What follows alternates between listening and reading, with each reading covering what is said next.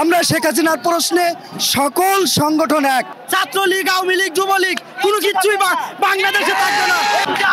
বিস্ময়িত করে তাহলে আওয়ামী লীগের কোনো আস্থা না, কোনো কিচ্ছুই ছাত্রলীগ, আওয়ামী লীগ, যুবলীগ কোনো কিছুই বাংলাদেশে থাকবে না। সমাজ দেখেছে এই 2024-এ সবকিছু আওয়ামী লীগের ফেসিবাদে বাংলাদেশ থেকে তাড়াইছে।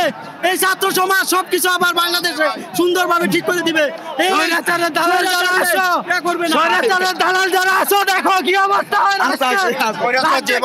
আমার কাছে অনেক তথ্য রয়েছে। আমরা বিভিন্ন সংগঠনের, আমরা শেখ হাসিনার প্রশ্নে সকল সংগঠন এক, হোক সেটা শিবির, হোক সেটা ছাত্র দল, হোক সেটা বিভিন্ন রাজনৈতিক দল, ছাত্র অধিকার পরিষদ, সকলেই শেখ হাসিনার প্রশ্নে, স্বৈরাচারের প্রশ্নে এখানে আমরা সবাই এক। এখানে আমরা যারা এসেছি সকলের একটি কথা, শেখ হাসিনার প্রশ্নে আমরা সবাই এক। সুতরাং বাংলার জনগণ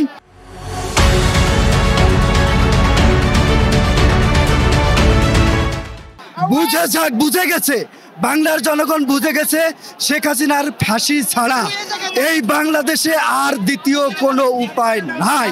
সারা বাংলার মানুষ একত্রিত হয়ে আছে।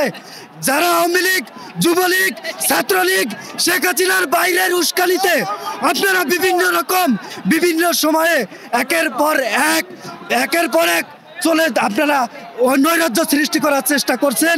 আপনারা বাংলাদেশের জনগণকে বিবৃত করার চেষ্টা করেন না।